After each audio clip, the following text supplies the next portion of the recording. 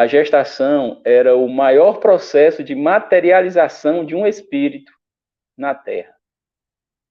Materialização espiritual, a gente sabe o que é, né? Nós temos um médium que doa ectoplasma a um espírito que, por assim dizer, se veste com esse ectoplasma e molda uma aparência perceptível, tangível, com calor, com cheiro, com densidade, para que os encarnados percebam a sua presença e ele possa se manifestar aqui.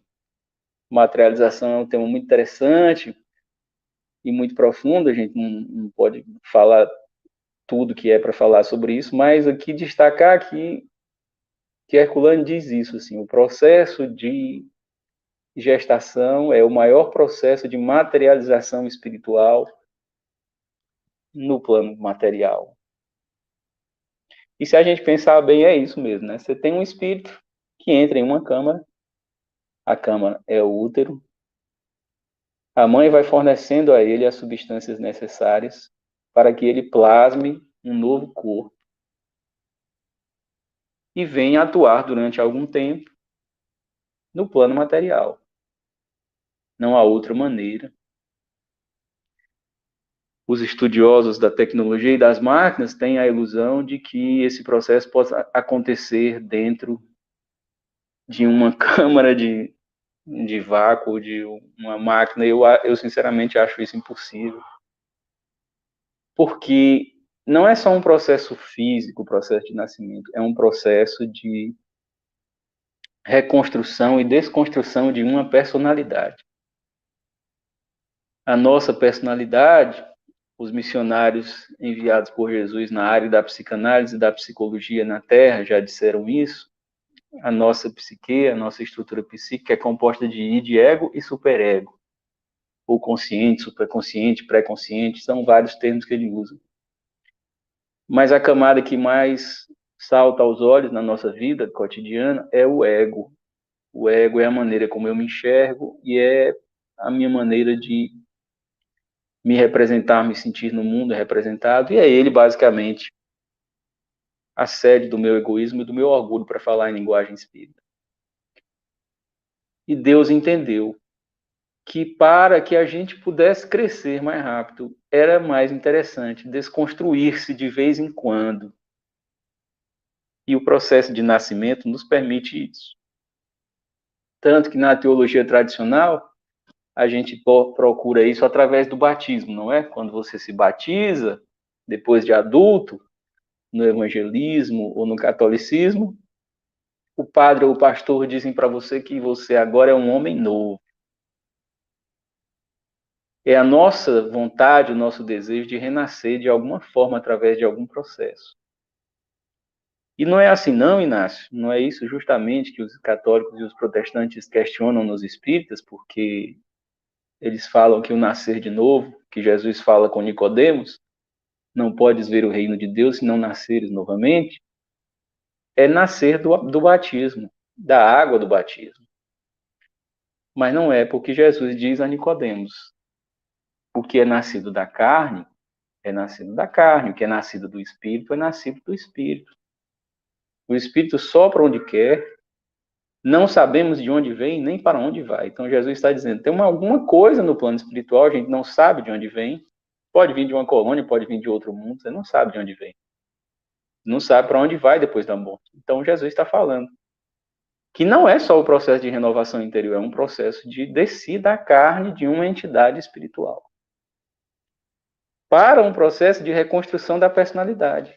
Você vai deixar de ser quem você era e vai se construir de uma outra forma. Esse processo começa com a perda da consciência para a assunção de um novo corpo. Como é que isso acontece? O corpo espiritual tem uma série de camadas. Nós somos como uma luz, que é o espírito em si mesmo. A essência, a centelha que vem de Deus, que não tem forma, é uma luz, um algo que brilha. Quanto mais evoluído, mais brilha. Quando Paulo de Tarso vê Jesus às portas de Damasco, ele não vê um homem de mais ou menos 1,70 m, com os cabelos cor de amêndoa, que caíam na altura dos ombros, magro sem ser fraco e forte sem ser musculoso, com um corpo esguio, um rosto sério. Não é isso que ele vê, não é a descrição de Jesus que nós sabemos. Ele vê uma luz.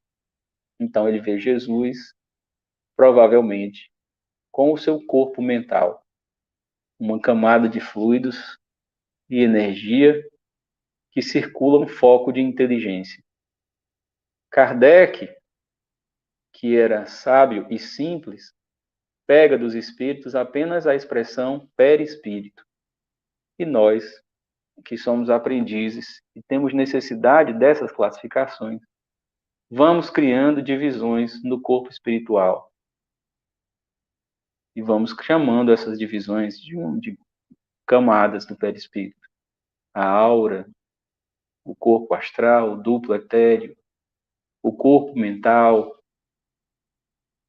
André Luiz vai falar em 7 camadas, outros espíritos vão falar em 10, outros vão falar em 3, mas o fato é que há várias camadas de densidade no corpo espiritual. Quando a gente vai reencarnar, a gente precisa perder as camadas mais densas do perispírito para construir um novo organismo, por assim dizer, do zero.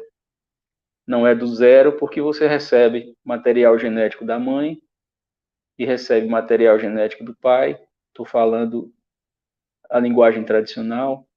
Naturalmente, a modernidade traz outras hipóteses.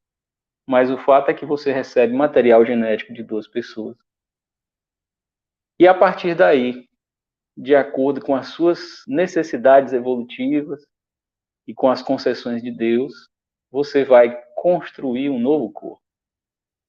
Esse processo começa assim, você vai adormecendo, vai perdendo a consciência. Quanto menos evoluído, mais cedo você perde a consciência. Quanto mais evoluído, mais tempo você fica consciente antes do processo final de encarnação, meio lá, meio cá. Isso é dito, por exemplo, na tradição esotérica hindu, diz que quando Buda nasceu, sua mãe não sentiu dores e nem ele chorou, nasceu sorrindo. Claro que isso é metafórico na tradição esotérica hindu. O que eles querem dizer é que a gestação foi tranquila, que a mãe não teve grandes enjoos, porque a interação fluídica com o filho era suave, porque as energias do filho já estavam em harmonia e não trouxeram a ela grandes dificuldades no campo da emoção e do pensamento, e que quando a criança nasceu, não nasceu tomada de culpas para resgatar, mas sim nasceu para iluminar o mundo. Então, simbolicamente, os hindus dizem que Buda nasceu sorrindo e que sua mãe não sentiu as dores do parto. O primeiro Buda, né? Siddhartha Gautama ou Gautama. Então, um processo que começa com a perda das camadas do perispírito, o adormecimento, o mergulho no rio do esquecimento, como diz a filosofia grega, no Estige, mergulhava-se num rio e esquecia-se quem era para recomeçar uma nova jornada. Porque se a gente lembrar quem era, não é?